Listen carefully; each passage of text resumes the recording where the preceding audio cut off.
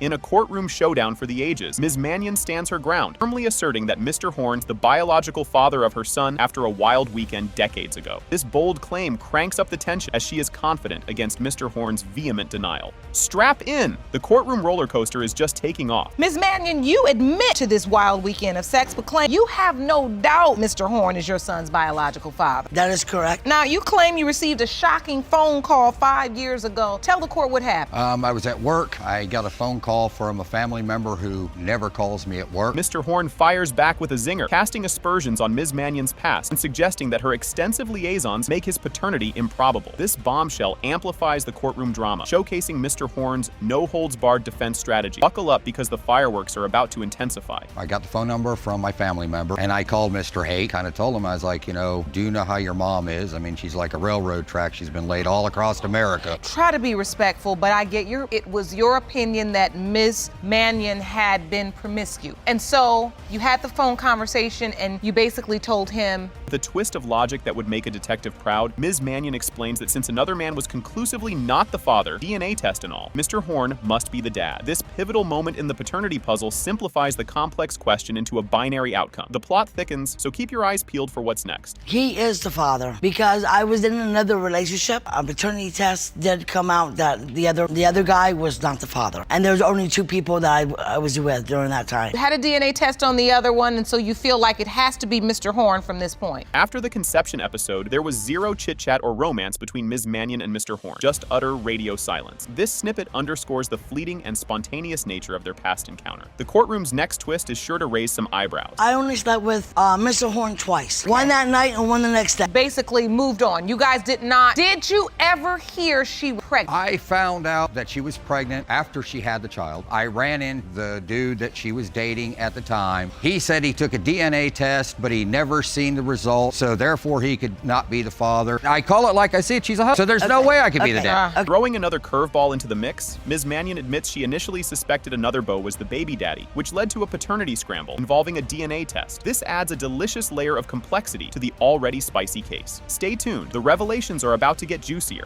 Did you immediately think it was Mr. Horn's child? You thought it was someone else, and that's the man that you had tested? Well, I did not pay for it. His family did. Did you bring copies of DNA testing results? Proof. I did not get the results. All I know is he told me. I even called her family after this because the said dude that she thought was the father gave me the phone number because I was like, if I got a kid, I want to be part of the kid's life. In a moment of soap opera-worthy suspense, Ms. Mannion finally spills the beans to her son about Mr. Horn's potential daddy status only when directly questioned. This delay in dropping the paternal bombshell adds a thick layer of drama and emotional turmoil for their son, Andrew. The response to this bombshell is up next, and it's a doozy. Did you truly believe Mr. Horn was father? You've admitted in court today that there possibly could be another man, but they told you the DNA test said it proved it wasn't true. So did you ever think to maybe fill your son in and say, well, there also was another guy? The other guy did sign a birth certificate because he believed also that he was the father. Amid the emotional whirlwind, Andrew steps up with a heart-wrenching appeal, hoping to forge a meaningful connection with Mr. Horn if the DNA aligns. His yearning for a stable paternal figure is palpable and tugs at the heartstrings. The emotional climax is just around the corner, and it's a tearjerker. I'm hoping that I actually found my father. So since you were 12 years old, you've been carrying the name Kevin Horn in the back of your mind. It's the first time you've ever laid eyes. Yeah. Other than a picture on the internet when I found the information. My grandmother lost all the information that he gave her. Did investigative work myself to find him. Cue the dramatic pause as the judge delivers the much-anticipated DNA verdict. It has been determined by this court. Mr. Horn, you are his father.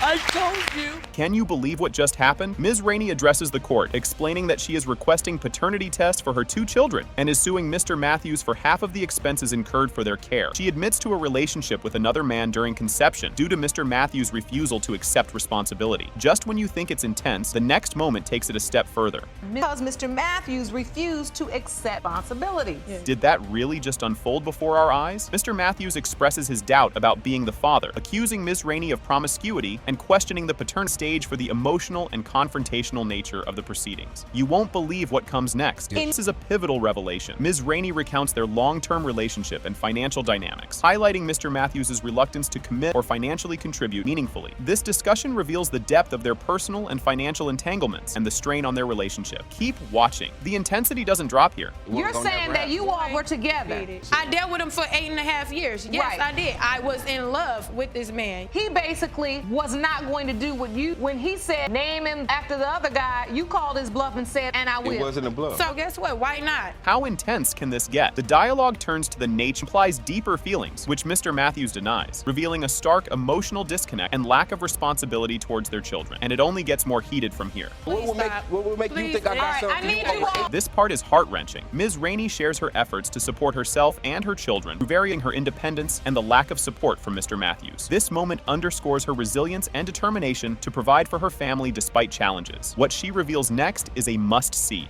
You'll want to pay close attention here. A poignant moment arises as Ms. Rainey discusses the cycle of absence and neglect from male I had a rough life. When you don't have nobody and that's all you have is somebody that's really nothing to lean on, that's what you got to do. This testimony is crucial. The court examines financial contributions to the children's needs, with Mr. Matthews admitting to minimal involvement. This leads to the judge reinforcing the need for Mr. Matthews to take financial responsibility, setting the stage for the final judgment. The conclusion of this trial will astonish you. You are indeed her father.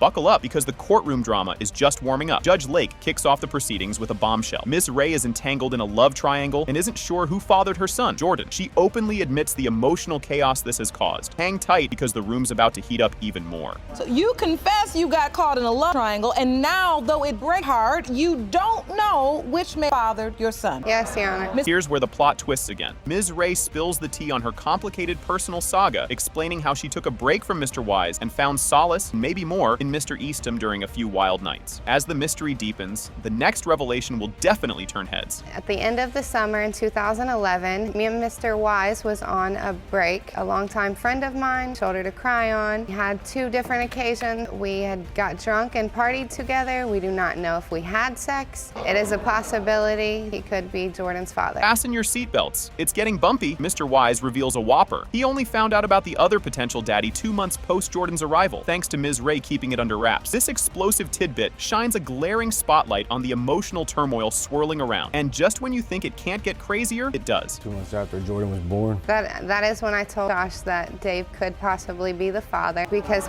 2 nights that we had partied together, we do not know what happened either. I was honestly scared to death. It's because we had twins that passed away. Jordan was not Josh's child. Gear up for a curveball. During an emotionally charged showdown, court examines side-by-side photos of Jordan and Mr. Wise, leading to a tense moment of acknowledgments about their similarities. Just when you think you've seen it all, the next clip will throw you for a loop. Jordan on the left, and then you, Mr. Wise, on the right. He's starting to look like you. Yes, Your Honor. I think he looks just like Josh. You love that little boy. Both of them He love calls you Jordan. daddy. Brace for a heart tug. Both gentlemen lay bare their emotional connections with Jordan, each asserting his fatherly bond. This poignant scene underscores the emotional stakes involved, far beyond the mere legalities of paternity. The next part, it's a real tearjerker. It is My what it son. is. Ain't nobody gonna take my son from me. Ain't nobody gonna take it from me neither. I'm just trying to. I feel like I'm just since trying to day tell one you. you've tried to hold that of you being Jordan's Have dad I, okay, over my let me say head. this. Have I skipped out? No. You have been there and you hoping, have like, been good to him. Y'all could be a And little yes, famous. That's the only reason that I feel like that's the only reason you're around, Felicia. I feel like both of you guys are only One good day, to Jordan. I could get my- Keep your eyes peeled. The drama escalates. A fiery debate erupts over past relationships, betrayals, and alleged sabotage, painting a tangled web of emotions and accusations. This intense exchange sets the stage for even more jaw-dropping moments to follow. If she was happy in the past year and a half, how come me and her had occurrences in the past year? Ask her that, because she. Because you ran back to your baby's mom as well. That too can play that game, baby. I sure did. Yeah. I sure. Sound like I'm no hoe that just ran around. I'm not saying that, but Amid the emotional whirlwind, a clear priority emerges. Ms. Ray declares her focus on Jordan's welfare and her own stability, sidelining the paternity drama. As she reiterates her commitment to her son, the stage is set for a verdict that will shock everyone. Prepare for an emotional roller coaster up next. I'm here because that little boy on that TV screen to give him peace of mind. You all have painted the picture. I don't want either one of them, Your Honor. I love Josh and I genuinely love Dave. He is my best friend. I want to focus on that baby right there and then build a relationship with a stranger that I've never met before. But right now, Jordan is my focus. As the verdict looms, the tension could be cut with a knife. The build-up to Judge Lake revealing the paternity test results is palpable, with everyone on edge about the potentially life-altering outcome. Get ready, because the reveal is nothing short of breathtaking. The important thing is you gotta get out of the denial. You gotta act like all under control in this situation and decide, fight that urge to go from one man to the next. That's what you've been doing. And they just sitting around here waiting for the serve. They're just waiting. Grab the tissue, here comes the big reveal. It has been determined by this court, Mr. Wise is his father.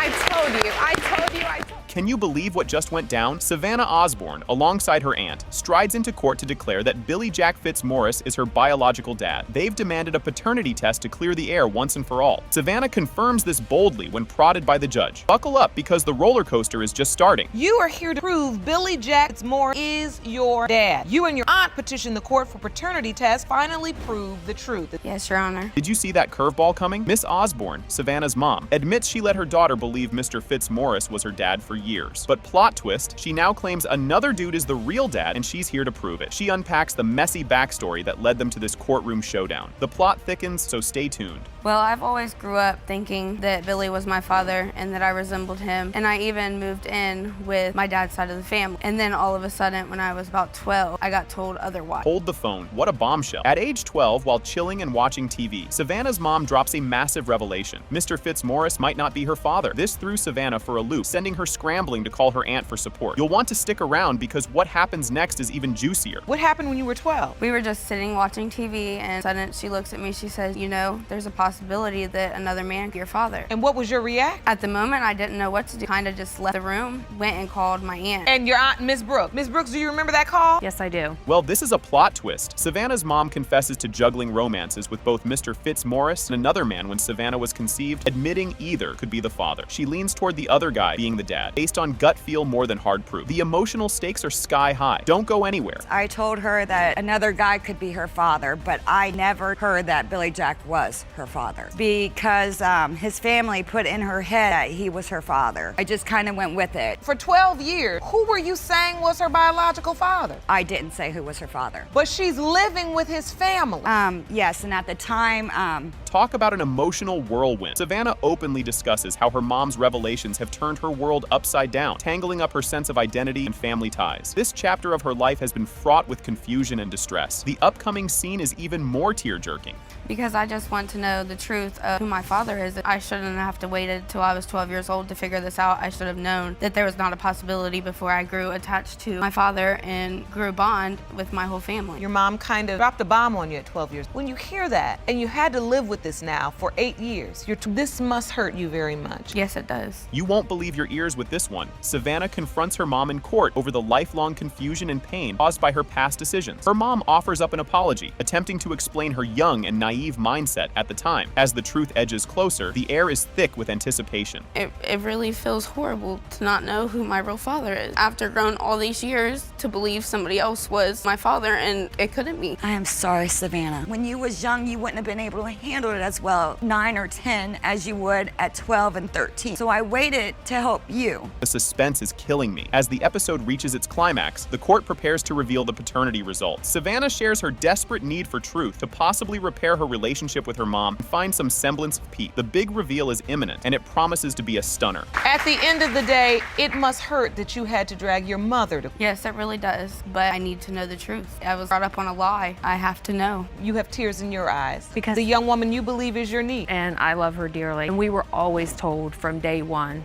from Donna that Savannah was our I call her our baby, but our niece. Just when you thought it couldn't get more tangled, Aunt Brooks takes the stand to discuss the family's initial acceptance of Savannah based on her mom's claims during her pregnancy. This layer of family drama adds depth to the already complicated narrative. Brace yourself. The next disclosure changes everything. When he brought Donna home, we were a little shocked because he was working as a stripper. We didn't know what to believe, but we believed my brother, Donna, both when they said that Billy was her biological biological father, that she was pregnant with Savannah, and that was Billy Jack is the one that took it upon himself that Savannah was his when I told him I was pregnant. I had told both men that I was pregnant. The tension is almost palpable, with relationships hanging in the balance. The emotional significance of the upcoming DNA results can't be overstated. It involves potential father-daughter bonds and a strained mother-daughter relationship. Ready or not, the results are about to drop, and they're nothing short of explosive. I don't want her to have to lie to me anymore, and I want to have a better bond with my mom. But until I know the truth, I don't think that's going to happen. And I also would like to say this is dividing our family, so we need to know the truth. And you know, Jasmine could also be my brother's child. Well, it seems like the stakes are very high. Got a mother-daughter relationship on the line, in addition to father-daughter and the family that raised her. I have the results for you. I think it's time. Grab some popcorn. Here comes the big moment. The paternity results are finally unveiled. It has been determined by court. Ms. Brooks and Savannah are related. Strap in for a wild ride. Ms. Murray strides into court with a mission. She's here to get Mr. Lee to finally acknowledge he's the father of her 14-month-old daughter, Winter. She's fed up with his denials and demands that he steps up after today's DNA test results are revealed. You won't believe how Mr. Lee responds to this, so keep watching. Ms. Murray, you are here today to get Mr. Lee to stop denying that he fathered your 14-month-old daughter. You demand he man up and own up to his responsibility after today's DNA test. Your Honor. Here's where it gets spicy. Mr. Lee throws a curveball by admitting to a brief fling with Ms. Murray, but vehemently denies fathering her child. He points to a tangled web of relationships on her part and his belief that she confirmed not being pregnant by him as reasons to doubt his paternity. Just when you think you've heard it all, the next part adds even more intrigue. You had a one-night stand with Ms. Murray before her pregnancy, but claim she later confirmed she was not pregnant by you. You admit to one night, but state she had multiple men and there's no way you are her child father. Yes, you are. The courtroom heat turns up a notch. Ms. Murray labels Mr. Lee a deadbeat in front of the judge, sparking a fiery exchange. Mr. Lee retorts by mentioning his 6 other children and insists that Winter isn't his, accusing Ms. Murray of trying to trap him because of his reputation as a good father. Buckle up because the drama intensifies from here. Mr. Lee, a deadbeat. He has not done anything for Winter. That's ludicrous. I have 6 other kids. Exactly. And I am not, because she's trying to pin this baby on me because she know I'm a good guy and I'm a good father. You're not a good anything. You're a deadbeat. You barely care of them 6 kids that you got. And Winter's 15 months and you're saying that Mr. Lee hasn't done anything for? Dive deeper into their backstory. This part is juicy. We learn how Ms. Murray, an exotic dancer, met Mr. Lee, her customer for a decade, setting the stage for their complex relationship. Their connection evolved from business to personal, muddling the waters around the paternity dispute with layers of personal and emotional history. You'll want to stick around as the layers of their path continue to unravel. I met Mr. Lee at the club. I used to be a dancer, and he was my customer for about 10 years. So that's really how I met him. He was infatuated with, but once he got to know Demiki, he did not like me, and he's taking it out on his innocent child. But he was your customer for 10 years. Yes. Hold on to your seats for this confession. During a detailed discussion about their initial hookup, Mr. Lee admits to breaking the golden rule of not using a dancer's condom, suspecting it might have been sabotage. This key moment sheds light on trust issues and the pivotal night that could have led to Winter's conception. And just when you think it can't get more complicated, the plot thickens even more. Well, it was after the club. Text me. I came over.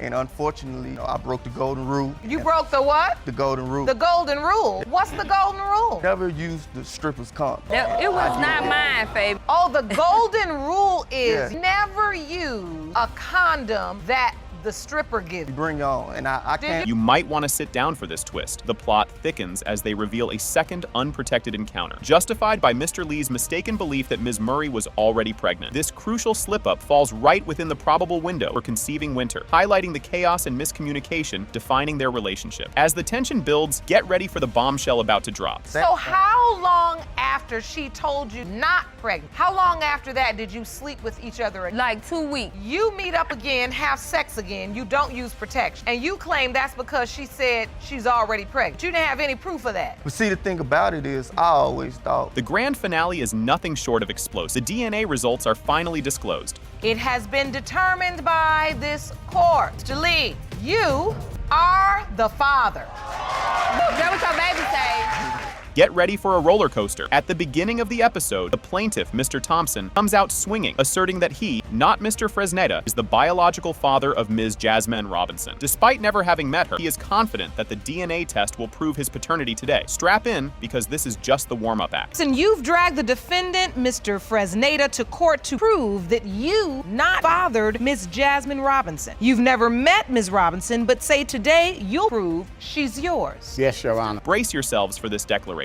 Mr. Fresneda, who was married to Ms. Robinson's mother, steps up with confidence, claiming that today's DNA test results will confirm him as the biological father. His certainty sets the stage for a contentious dispute over paternity. The air is getting thick with tension, and there's more to come. Fresneda, you were married to Ms. Robinson's mother and claim today's DNA test result will confirm that you are the biological father. Yes, Your Honor. Things just got real. As Ms. Robinson is escorted into the courtroom, a totally out-of-line comment from the plaintiff's side throws a curveball, which Judge Lake immediately shuts down. This moment heightens the tension in the courtroom, underlining the personal stakes involved. Buckle up, the courtroom drama is ramping up. Before we start the case, Ron, can you escort Ms. Robinson into the courtroom? Yes, Your Honor. Please, thank you. I'm just standing right here. Mr. Thompson, why did you finally decide to reach out to Ms. Robinson? The plot thickens deliciously here. Mr. Thompson dives into his backstory, explaining his reason for reaching out to Ms. Robinson, citing a past relationship with her mother and suggestions from family members that Robinson resembled. This revelation adds a layer of personal and historical complexity to the case. Things are about to get even spicier. Me and her mother had relations while Miss Fresneda was away. When Miss Fresneda came back into the picture, I stopped seeing Sonia, and she was pregnant. The child was born. Family members came to me stating, that she looks like me, things of that nature. Sonia said no, who she got pregnant by. Cue the shock and awe. Jasmine Robinson is floored by the revelation of another potential father, stating she had no prior knowledge of Mr. Thompson's assertions. Her emotional response underscores the personal impact of the paternity dispute. The revelations keep coming, and they're jaw-dropping. I wouldn't have expected that my dad, that I know as my dad, to not be my dad because he never treated me no different, so I would never suspect it. Now, he says he heard things from your family members. You've never heard those murmuring whispers through the grapevine? Nobody never told me anything. They just left me in the dark. Nobody said nothing to me about it. Hold on to your coffee for this bombshell. The emotional weight of the case deepens as Mr. Thompson reveals that Ms. Robinson's mother has passed away. He claims it was her dying wish to acknowledge Mr. Fresneda as the father, yet he remains determined to prove his paternity. Stay tuned, because this emotional roller coaster is far from over. It's sorry to say, but I got a phone call saying that she had passed away, and I was like, Are you speaking of Jasmine's mother? It was her wishes to say that it was Mr. Fresneda's baby. They raised her, but I'm here today to prove that I am the father. In my heart, she's my daughter. This part is a real doozy. The drama escalates when Ms. Robinson recounts how Mr. Thompson first contacted her via Facebook, hinting at a secret about her paternity. This digital encounter introduces a modern element to the unfolding family drama. Hang tight, because the emotional stakes are about to soar even higher. June 2010, he had messaged me on Facebook. The first message in was like, hey, tell your mom that I said hi. But I just brushed it off. I'm like, my mom has her own Facebook page, so I just left it alone. Didn't say anything about it. 5 years later, he had reached out to me again. I have a copy of Facebook message. I'd like to see that. Get ready for the family fireworks. As Ms. Robinson seeks validation of Mr. Thompson's claims, she turns to her Aunt Felicia and her presumed father, Mr. Fresneda, both of whom confirm the long-standing suspicion about her paternity. The family's intertwined reactions add depth to the narrative, painting a picture of hidden truth and communal secrecy. The next twist, it's a real kicker. I was like, yeah, right. That's all I could think. Like, this is crazy. Like, who guy telling me that he's my dad? I thought it was a joke at first, kind of. And so I had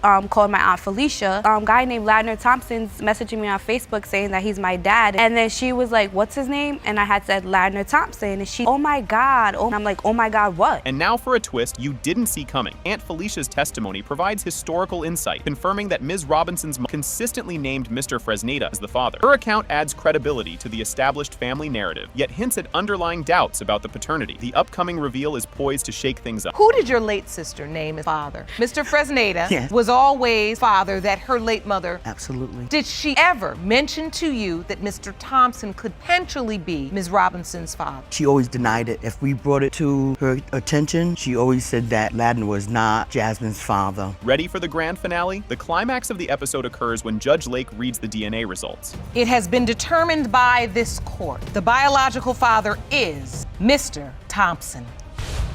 You are her father.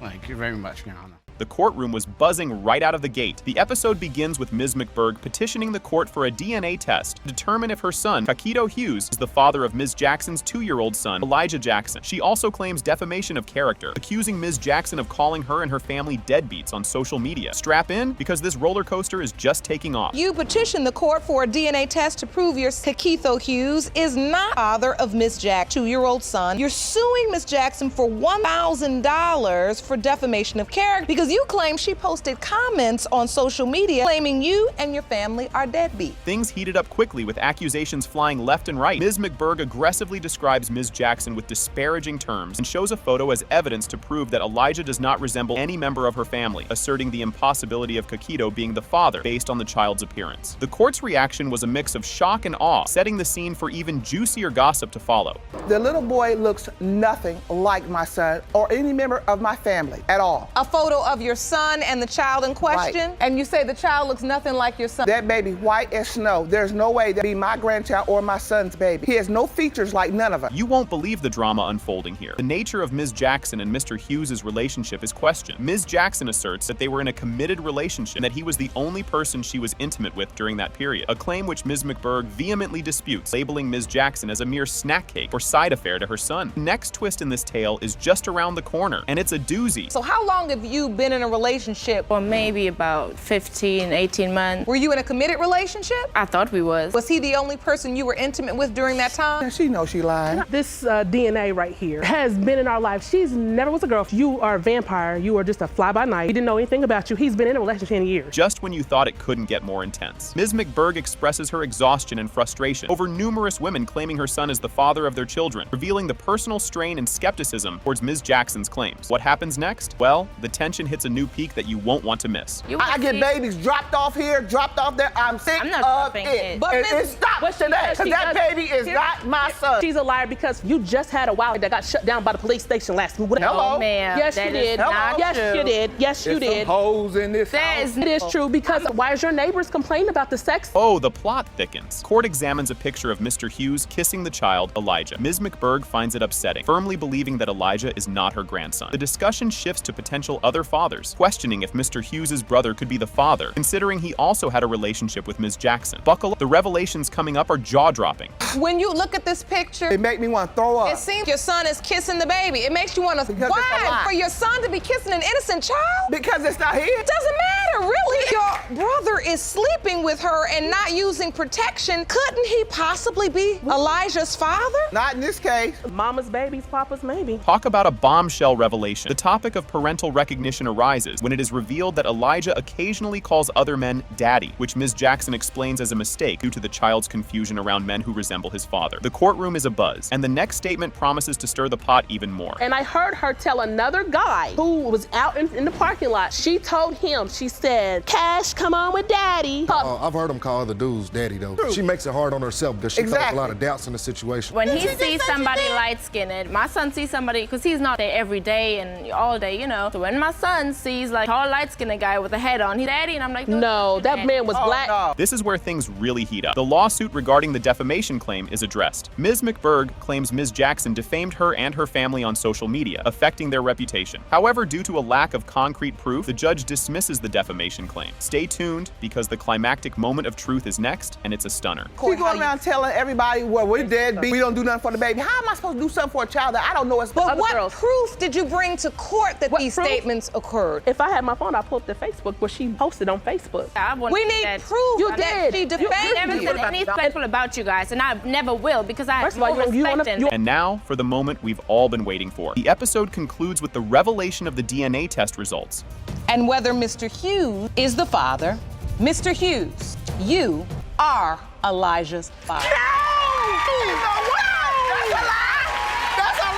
Well, strap in for this soap opera. Miss Carroll steps up to the plate with a mission. She's here to prove that Mr. Parr is indeed the father of their 3-year-old tornado, Dawson. She's convinced that clearing up this paternity question will heal their fractured family life. Mr. Parr throws back some serious skepticism, doubting he's the dad and tired of the roller coaster they've been on. And if you thought this was juicy, just wait for the curveball coming up. Miss Carroll, you say you are here to save your family. You are certain Mr. Parr is the biological father of your 3-year-old son, Dawson. You say his denial now has torn your family apart, and you are here to put his doubts to rest. Yes, Your Honor. Hold on to your coffee, folks. Miss Carroll drops a major bombshell about a fateful camping trip that might just explain the whole paternity puzzle. It was supposed to be a break from Mr. Parr, but turned into a plot twist with another man making a guest appearance. This revelation throws a wrench into the works, setting the stage for even more eyebrow-raising details. We went on a camping trip, we had some drinks, went on the lake, thing led to another, and I hooked up with somebody else. We were not together. We got back home, I don't know, a couple weeks or so, and then we had ended up fixing things, and we had gotten back together. I just didn't feel like myself. Oh boy, it gets thicker. Just when you think you've got a grip on the story, Miss Carroll talks about how quickly she turned a pregnancy test positive, which muddles up the timeline even more. Was Mr. Parr shooting blanks, or is he the sharpshooter after all? The suspense is killing, but keep your socks on. The expert's about to make a grand entrance. I ended up going to the doctor right after I took the pregnancy test. I don't know, a couple days later, I made a doctor's appointment and went to the doctor. They told me the date I conceived was the weekend that I was on the camping trip. The next week, I went and got an ultrasound done. Dawson was measuring farther than what I was. They could not give me an exact due date, so they said by the ultrasounds and seeing how far along I was, that their original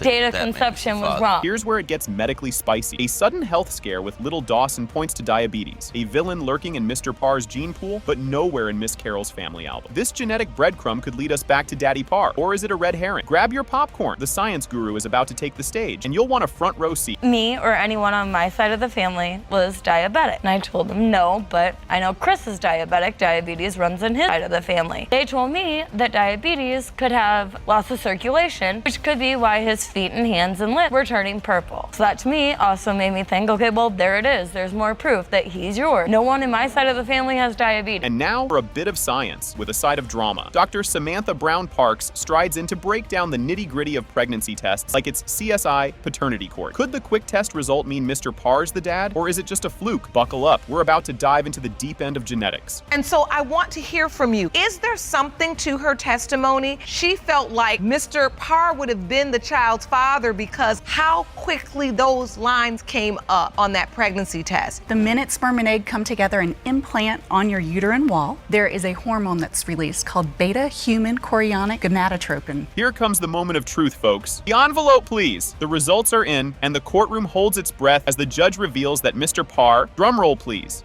I think we are at a place where our theories and our testimony have taken us as far as we can go. So I have the results for you. Jerome, may I have the envelope, please? It has been determined by this court. Mr. Parr, you are not the father. Buckle up, folks. The courtroom drama kicks off with a bang. The episode begins with Mr. Bradley expressing his lifelong confusion about his father's identity, hoping for answers through a DNA test. Mr. Tessner, on the other hand, is adamant that he isn't Mr. Bradley's father, mentioning another man's name on the birth certificate and questioning the timeline of conception. The introduction sets the stage for a complex family mystery involving disputed paternity and personal anguish. And just when you think you've got a grip on it, Mr. Bradley, you say for 19 years you've wondered, who is my father? And you're hoping today's DNA test solves your intra-family mystery. Mr. Tessner, you claim you are 100% sure you are not Mr. Bradley's father. Say another man is on his birth certificate and paid child support. You say the dates of conception do not add up. Yes, Your Honor, that's right. Can you feel the tension? Because it's palpable. Mr. Bradley shares his personal struggles of growing up fatherless, detailing the emotional impact of attending social activities without a paternal figure. He recounts a pivotal moment when his aunt revealed the possible identity of his father during a heated argument with his mother, leading to a strained and sporadic relationship with Mr. Tessner. This revelation fueled Mr. Bradley's quest for paternal connection, highlighting the deep-seated emotional ramifications of his uncertain lineage. Brace yourself. The next chapter is even more gripping. I joined Boy Scouts. I had to go with a friend and his father. Kind of felt like a third wheel when I watched them interact with each other and to the juries at the Boy Scouts, and kind of just had to go friends and their fathers to do things. And so all your life you felt this void and a longing to have a father myself to spend time with. As we dive deeper, Mr. Tessner lays out his side of the story with a mix of confusion and denial. He explains his doubts about being Mr. Bradley's father, citing a brief and vague relationship with Mr. Bradley's mother, Mrs. Bradley. He emphasizes his lack of knowledge about the pregnancy and his surprise at being approached years later with a paternity claim. Mrs. Bradley admits to the ambiguous circumstances of her pregnancy and the possibility that she never informed Mr. Tessner, adding layers of doubt and misunderstanding to the paternity issue. Keep your eyes peeled because what comes next will definitely raise some eyebrows. We only dated for about a month. I remember pulling over on the side road one time to make out. I cannot even remember having sex with her, that she was pregnant, or that a baby was born. You were never contacted? I was never contacted. His aunt brought him to my house, said he was my baby, but I didn't believe her because I had heard nothing from the mom, knew nothing about her being pregnant. I just thought she was messing with me. Now, let's crank up the drama dial. A heated discussion ensues about the legitimacy of the name on the birth certificate, with accusations of deceit and wrongful child support payment directed towards the wrong man. The court learns that another man endured legal and financial repercussions based on potentially false paternity claims, which he contested only after significant personal loss. This segment underscores the legal and emotional complexities involved in disputed paternity cases. Just when you thought it couldn't get more intense, the courtroom is about to explode with revelations. Why is she going after the other man for child support in 1984? And he's a roofer, and roofers only works part of the time. I'm in the military in 1984. If I'm the dad, why didn't you go after me then? I paid child support on my other kids. This whole thing has been masterminded. She just changes it to whoever's doing better. That's who she tells him his daddy is. Get ready for the edge of your seat climax. The court prepares to reveal the DNA test results. Mr. Bradley and Mr. Tessner express their long-standing frustrations and the personal stakes involved. Tension is palpable, reflecting the high emotional and familial impacts of the impending revelation, which promises to resolve or further complicate their troubled relationships. Fasten your seatbelts, because what's coming will turn everything on its head. Me seeing him in jail, you can't give a man his freedom back. Or the times that he spent paying all that money buying me school clothes. I didn't get to know my great-grandmother. I didn't get to know my great-grandpa. I didn't get to know none of these people. I would have been there if I knew the truth. I paid for my other two kids until they was 8. I'm raising 2 of my grandkids right now. Here it comes, the moment of truth. It has been determined that Mr. Tessner, you are his father.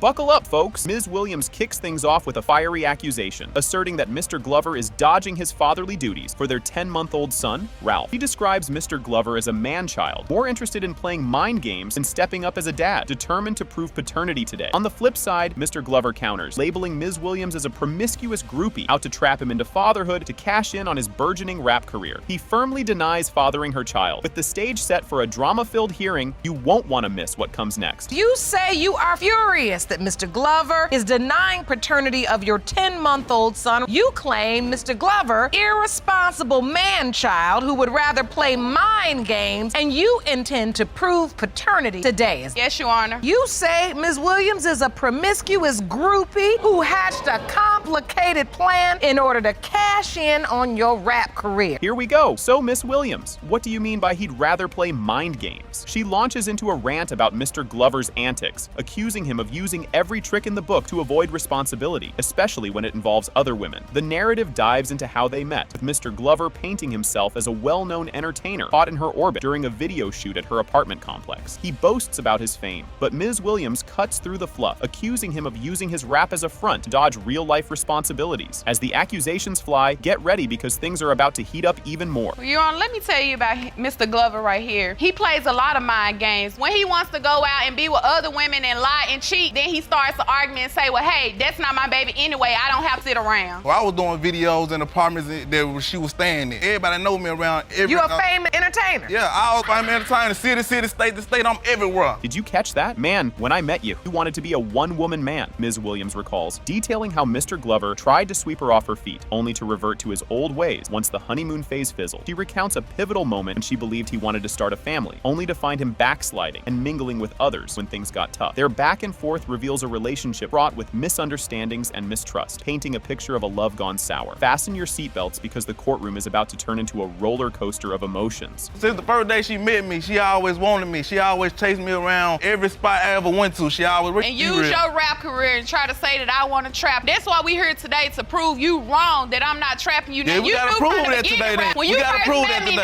Good hustle, get my own good money. What's this now? Enter Ms. Nolan, Mr. Glover's sister, who steps into the courtroom with some juicy tidbits about Ms. Williams' dealings with a so-called sugar daddy. She suggests that financial support might involve more than just friendly help, hinting at a more intimate exchange. As Ms. Nolan narrates her sleuthing at a hotel where she picked up clothes for Ms. Williams, the plot thickens with allegations of secret meeting and hurried exits. With each revelation, the story twists and turns. Hang on, because the bombshells are just getting started. When it comes to a sugar daddy, a daddy ain't gonna be there unless you giving him some sugar. Her and my brother, they got a verbal disagreement at the end of December. summer 2016. Jaleesa called me. She asked me, could I go by their place to pick her up some clothes? So I said, of course, yeah, I'll go by your house. Send me the address, shoot me the address. And I brought some footage. Ready for the big reveal? The judge finally calls for the envelope containing the DNA results. Cutting through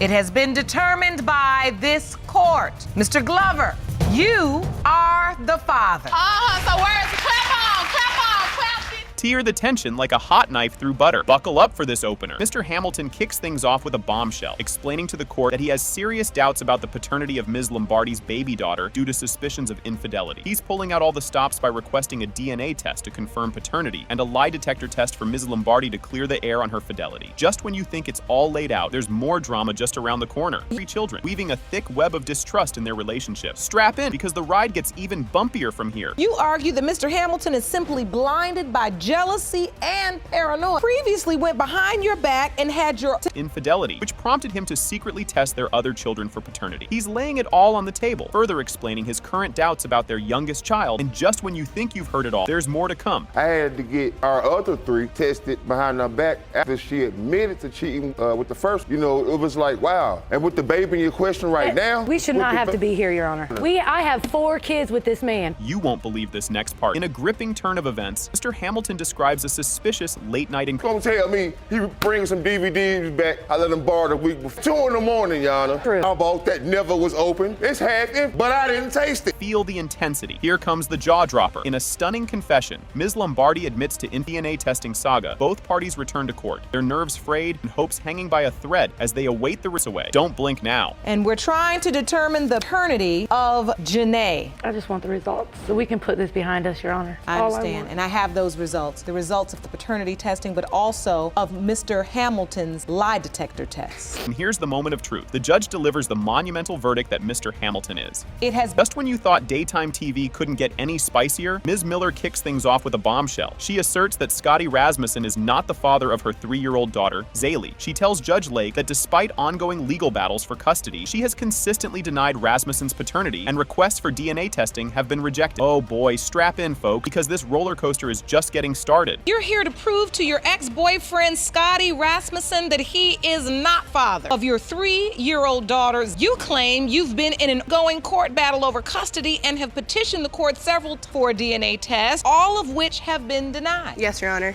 As if he's responding to a challenge, Mr. Rasmussen steps up with a passion-filled defense. He claims that Ms. Miller's denial of his paternity stems from personal animosity towards him, not from facts. He emphasizes his commitment to Zaylee, stating he has been present in her life since birth and seeks to establish his legal paternity through the court. Get ready for the next curve, because the emotional pitch is about to go up a notch. Mr. Rasmussen, you claim the real reason Ms. Miller is denying your Zaylee's father is she hates you. You've been there for your daughter her entire life, and you're here today to are Zaylee's father. Yes, Your Honor. With the courtroom hanging on every word, Ms. Miller delves into the gritty details of their past romance. She discusses the root of her grievances against Rasmussen, citing his infidelity as the cause of their relationship's demise, but clarifies that her primary issue is not hatred, but loss of respect for him. Brace yourselves. The next revelation is a doozy. Yes, I was very mad at him for being a cheater. He cheated on me pretty much our whole relationship. No, I do not hate him because of that. Lost my respect for him, yes. He says this is about visitation. He loves his daughter, but you don't want him to have the visitation. Yes, Your Honor. As accusations start flying like popcorn kernels in hot oil, Ms. Miller suggests Rasmussen's paternal claims might be motivated by money. She alleges that Rasmussen's interest in visitation rights is financially motivated, specifically aimed at claiming Zaylee on his taxes, which Rasmussen vehemently denies, insisting his motivations are purely paternal. Hold tight, because the plot is about to thicken even further. Because I believe that the only reason why he wants the visitation is to claim her on his taxes. That is furthest thing from the truth. I want my visitation because my daughter means the world. I want to be in her life as much as I possibly. I mean, if he's driving 160 miles each way every other weekend, the money he would get taxes, he's spending in gas. Things take a twisty turn when Ms. Miller throws a wrench into the timeline of Zaylee's conception. She casts doubt on the timing, arguing that Rasmussen could not be the father as he was out of state at the time, aligning her timeline with another relationship she had during their separation. Just when you think it's all out on the table, there's more to come. She was conceived in March 2011. He wasn't even in the same same state. He was in Vegas. At that time in March, I wasn't even with him. I was with somebody else because he broke up with me. That you two have an on and off relationship that has infidelity woven through. The plot thickens as more layers peel away, revealing deeper complexities. In a twist, it emerges that Rasmussen was originally considered Zaley's only possible father and remained unaware of any doubt until months after her birth, highlighting the depth of their relationship's complications and the intensity of the ensuing custody, paternity disputes. And guess what? The emotional roller coaster doesn't stop there. And still believe I was the only biological father until 5 or 6 months or so, give or take, after she was born. We were talking to the family court commissioner about things that go along with that, like where she'd be going to school, her doctor, and all that. Possibly not be the father because of another man that was involved. And she gave some date, I can't remember the specific. As the courtroom listens in a mix of shock and awe, Ms. Miller's narrative flips the script. She contradicts Rasmussen's emotional recount of being present at Zaley's birth, accusing him of being absent and uninvolved during critical moments, further complicating the narrative of his commitment. But hold on, because the drama escalates in the next act. He ran out of the room. I didn't see him for 20 minutes after that. While I was in labor, he was sitting in one of those hospital cot beds on his computer in the corner, not paying attention to me in his own little... I was on my computer, but that was far from it. I had to find a way to calm myself because I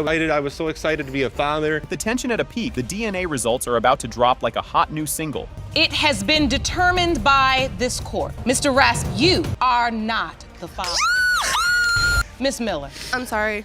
Mr. Belding throws a wild pitch by suspecting that his father might be the biological father of his ex-girlfriend, Ms. Marsh's child, Jordan. This curveball comes from the twisted living setup where his dad bunked up with Ms. Marsh. Adding more spice, the court plans to whip out a lie detector test to dig deep into Ms. Marsh's dealings, Mr. Belding's dad. You claim little Jordan's biological father may be your own father. Yes, Your Honor. You've also petitioned the court for a lie detector test for Ms. Marsh to determine the extent of her relationship with your dad. Mr. Belding's father will also be joining us on to that accusation in just a few moments. Ms. Marsh stands her ground, defending her choice to shelter Mr. Belding's dad, arguing she was basically the last resort due to his tough luck with family and friends. The Belding squad counters with a why not elsewhere argument, painting a picture of a family drama thicker than a Thanksgiving gravy. This moment just adds more layers to the already complex relationship pretzel. With me and my mom, as a matter of fact, and he slept in a totally different room. It was a 3-bedroom house. We never slept the first house. And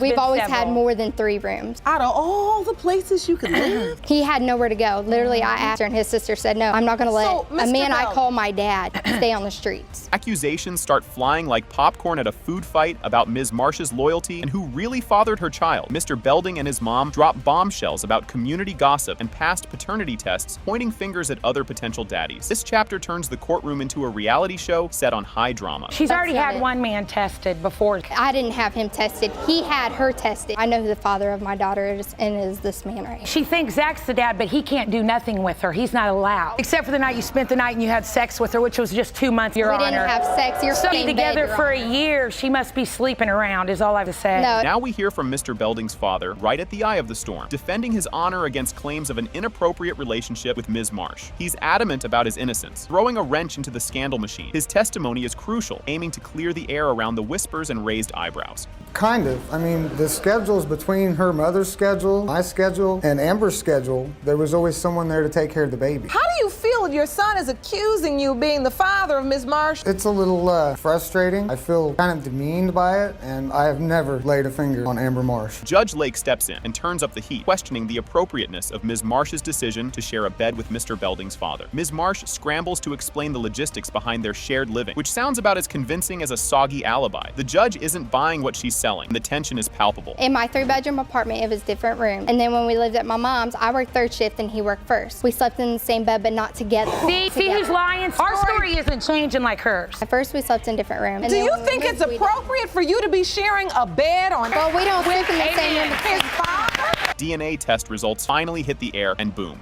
Mr. Belding Jr., you are her father. That's my baby. The The courtroom drama kicks off with a bang. Ms. Thompson brings Mr. McKinley to court to prove that he is the father of her 6-month-old son, Legend. She claims Mr. McKinley's wife is influencing his denial of paternity due to pettiness. This is just the tip of the iceberg. Strap in for a roller coaster ride. Ms. Thompson, you are summoning Mr. McKinley to court to prove to him and wife that he fathered your 6-month-old son, Legend. You say his wife is petty, and she is the cause of his paternity denial. Yes, Your Honor. Things heat up quickly here. Mr. McKinley admits the affair with Ms. Thompson was a mistake and insists that she should stop bothering him and his wife and find the real father of her child. He wishes to remove himself from the situation entirely. Keep your eyes peeled, the plot thickens. Mr. McKinley, you admit that Ms. Thompson was an affair gone wrong, and you say Ms. Thompson needs to leave you and your wife 17 years alone, find her baby's father. Is that correct? This is where it gets juicy. Ms. Thompson describes how their relationship began through interactions on Facebook, leading to a physical relationship. She explains that their encounters were generally protected, except on occasions when she drank too much, which she regrets. What she reveals next will definitely raise some eyebrows. I was on Facebook. He was always liking my pictures. He was always trying to get attention, to be noticed. One day, I finally gave him a chance because he was real thirsty. So I'm gonna let them hang themselves. Okay, let her get the story out, then I'm gonna I'm gonna let them Mr. hang Kinley. I want to hear your side. Because like I said, I'm 5 and I'm just trying to tell you the story because you asked me. Here comes a curveball. When questioned about his marriage status during their relationship, Mr. McKinley had misled Ms. Thompson by claiming he was separated, which was false. This led to further complications in their affair. Buckle up for the ensuing mayhem. Did you know he was married? He told me that he was separated, She which lied. was She true. know, Your Honor. They weren't together. I went on his Facebook. She's always posting new pictures and this and that in his Because DM. I went in his private. And the plot thickens. Mrs. McKinley confronts Mr. McKinley and Ms. Thompson at a location where she finds them together, challenging the nature of their meeting. The confrontation reveals deeper issues and mistrust between all parties involved. Watch how the tension escalates in the next act. One of the girls up there told me that my husband have a young girl in the room. So I knew I had a picture how. So I went over myself, knocked on the door. So he opened the door. I went in there. She laying in the bed, under the cover. Whose house was this? I took the cover off her head. Asking him, what's going on? He's like, well, we doing music. Sit down. I was like, no, I won't sit down. And that's how I found out. I had an idea it was her. I read his Facebook. They on there flirting with each other on Facebook. The stakes are higher than ever. Ms. Thompson discusses the dynamics of their relationship, including a trip to New Orleans where she met Mr. McKinley's family, further complicating the paternity issue. She expresses mixed feelings about the relationship's impact on her life. The suspense doesn't let up. What's next is even more gripping. Me and him ended up going to New Orleans and I met his entire family. How is it that he was able to take me to his daughter, his father? So I had a struggle. I was struggling and I had somewhere to go, but if he went, I was with him. He introduced me to his family, his sister, his cousin. I went swimming. I'm talking about it's like I'm his girlfriend, you know? But in my mind, I'm like, okay, this man too old. But at the time, it's fun right now because I'm young and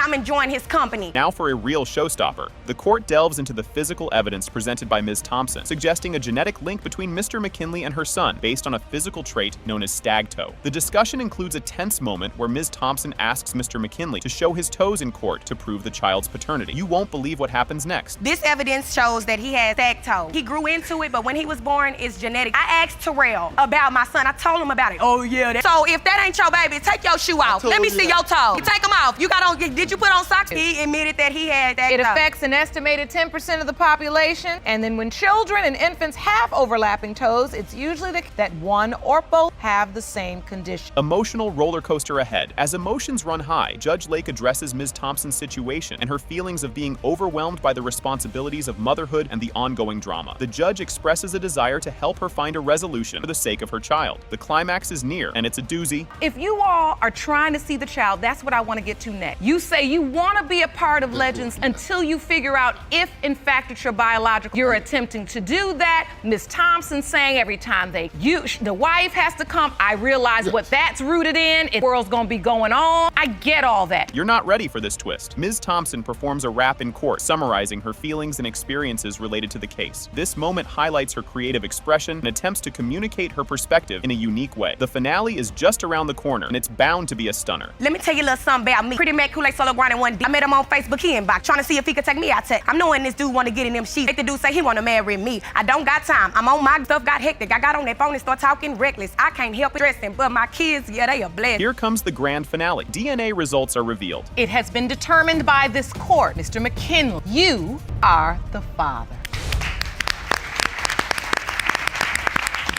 Can you believe this opener? Ms. Brown starts off with a bang, claiming Mr. Jones is the father of her 2-month-old daughter, Journey, and accuses him of leaving her hanging financially by denying paternity and refusing to help out. She's banking on the DNA test to prove he's the dad and hoping it'll motivate him to start contributing. You won't believe how Mr. Jones claps back. Ms. Brown, you claim the defendant got pregnant and now refuses to do anything for your 2-month-old daughter, Journey, leaving you in financial distress. Today's DNA test will prove that he is father, and you need him to step up and help support your baby. Yes, ma'am. Here's where it gets juicy. Mr. Jones fires back, totally denying he's the father of Ms. Brown's child. He's pretty confident about his claim and says he's got the receipts to prove it, setting us up for a real showdown over paternity and all the drama that comes with it. Brace yourself for Ms. Brown's reaction. It's a doozy. You say you are 100% certain you are not her child's biological father and have evidence to support your claim. Yes, ma'am. Grab your tissues, folks. Ms. Brown spills the beans about her tough financial struggles, admitting to past acts like stealing diapers just to make ends meet. She paints a vivid picture of the tough life of a single mom with no support, making it clear just how dire her situation is. The courtroom's about to heat up even more, so don't go anywhere. Since she was born, I have a hard time taking care of her financially on my own. I had a job, currently not able to work because of my baby. You can't work, why? Because you can't afford childcare? I have no one to keep her. I'm in this alone by myself. I have no support. It's always been hard on. And I'm like, well, what you want me to do? Should I go out and steal diapers? You want me to get arrested again? Here comes a curveball. Mr. Jones owns up to not really helping out with Journey, admitting the baby needs the basics, but also throwing some blame Ms. Brown's way, claiming her decisions have made things worse. Watch how this plays into the fiery exchange coming up next. You're admitting that you haven't done much for her. You know that this child needs diapers, needs milk. Yes, ma'am, I do. But you haven't done anything. I mean, I have done small, saying as much as I can. I'm more on the 95% that I'm not, because it's 5% because I did have sexual relationships with her. So I'm not denying the whole thing. Things are getting tangled now. We dive into the backstory of Ms. Brown and Mr. Jones's relationship. Mr. Jones talks about their whirlwind romance, leading quickly to pregnancy, which raises all sorts of red flags about the timeline and who the real daddy might be, considering Ms. Brown had just ended another relationship. The plot thickened. Keep watching. I had just moved with my cousin to North Carolina. I had met her at work. She had a boyfriend. Chase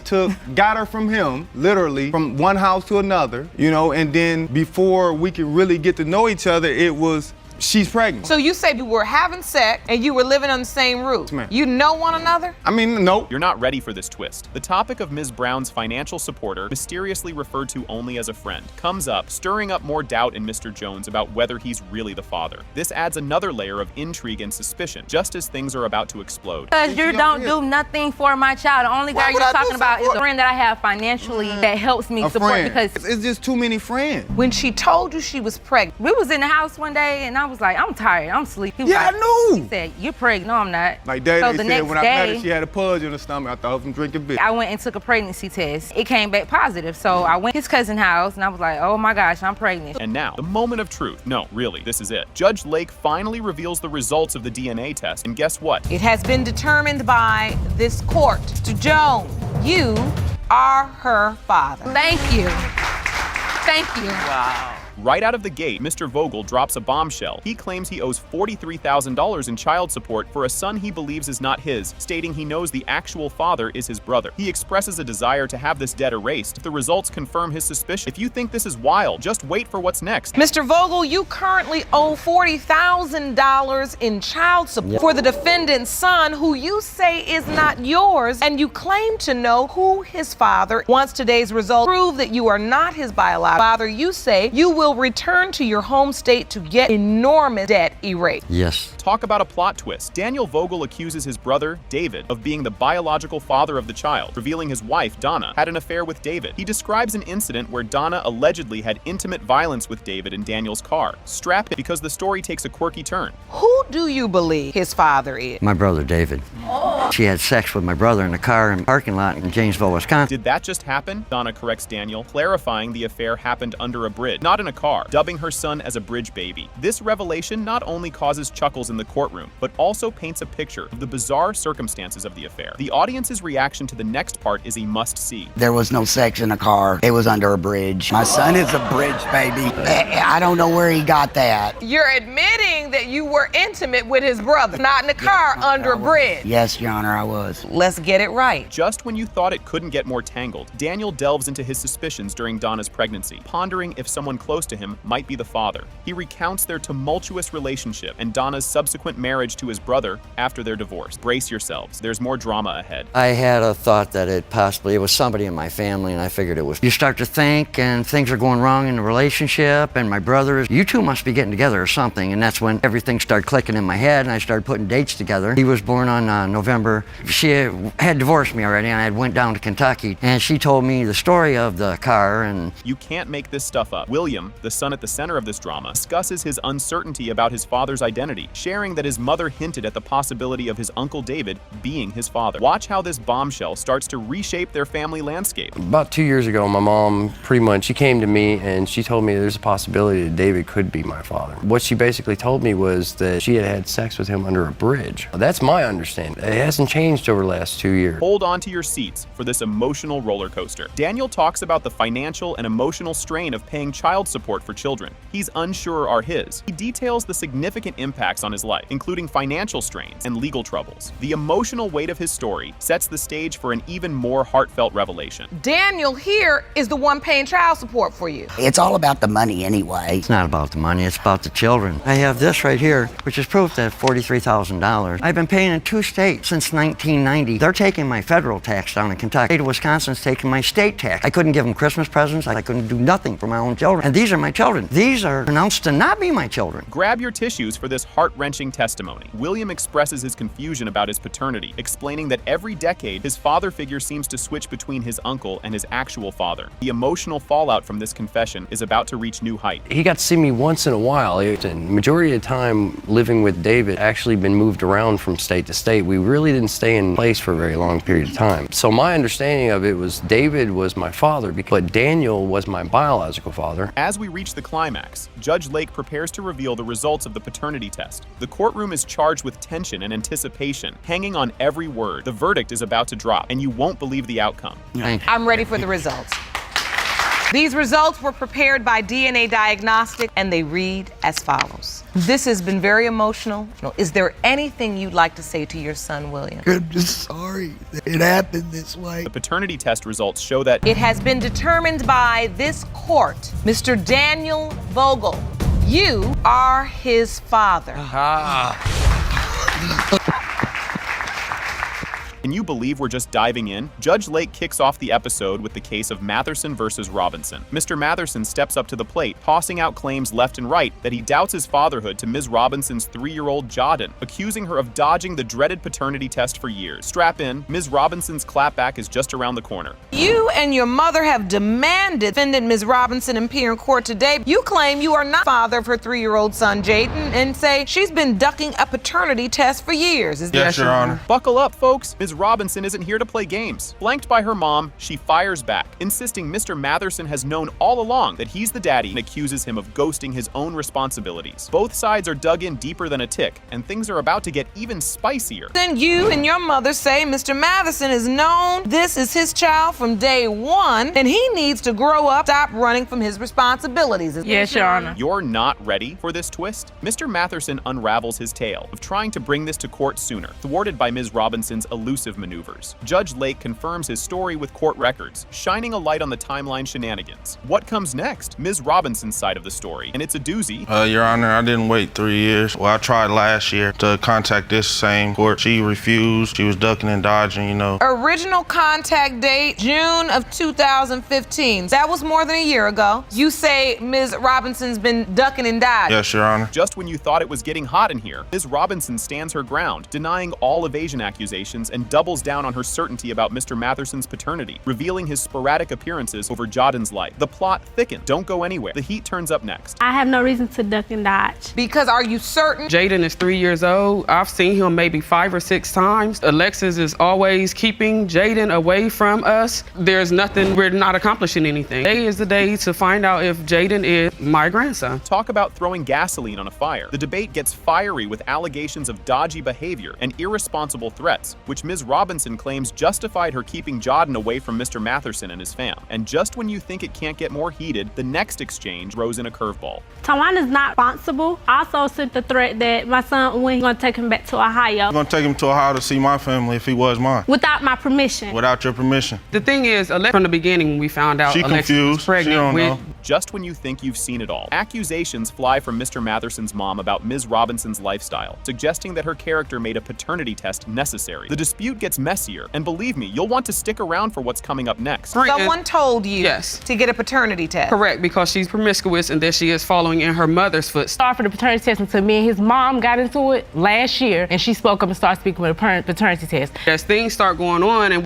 it was a fight trying to get to see Jaden, is when I start saying we need to get a paternity test because no real is going to keep a child from her father. I don't care. Didn't see this coming, did you? The battle rages over why Jaden doesn't share Mr. Matherson's last name. He sees it as a red flag about his paternity. Ms. Robinson retorts, citing a lack of commitment and responsibility on his part. Hold your horses because there's more drama ahead. I believe my son should have my last name because Taiwan was not showing me any responsibility that he would be able to carry my child. Because y'all wanted him to give y'all. We're talking about a newborn child, so I was taking full responsibility. But if I'm going to him and I'm saying give me $20 a week for your child, that's no money for no child. There shouldn't be no pressure on it. Things just got real. The argument escalates as Ms. Robinson urges Mr. Matherson to man up and accept his role amidst a chaotic courtroom struggle to keep order. Next up, enter stage left, potential new dad figure. You won't believe who walks through that door. Mr. Matherson to take Jaden. Recently, he was just getting Jaden around his birthday. So you did see Jaden around his birthday, Mr. Matherson. You still have a doubt when you look at the baby? Yes, I mean, he's 3 now, he's a baby, and Yes, he's a little boy. You have doubt. And there's a lot of different reasons why I have doubt. And just like that, a wild Mr. Gregory Collins appears. He strolls into the courtroom, denying he's the father of Jaden, claiming he was just friends with Ms. Robinson when Jaden was conceived. The room's about to explode as the DNA results are finally unveiled. Mr. Collins, Mr. Matherson has indicated that he believes that you are Jaden's biological father. Do you believe you are? 100% sure I'm not his father because I wasn't even talking to Alexis on that level. Are you all in a relationship or are you friends? Don't say nothing. And we've been friends for 5 years. Since they've been knowing each other, we're in a relationship right now. Now you're in a relationship. How long have you all been in this relationship? Grab your popcorn. This is the big reveal. The results are out, and shocker. When it comes to 3-year-old Jaden Robin, Mr. Matherson,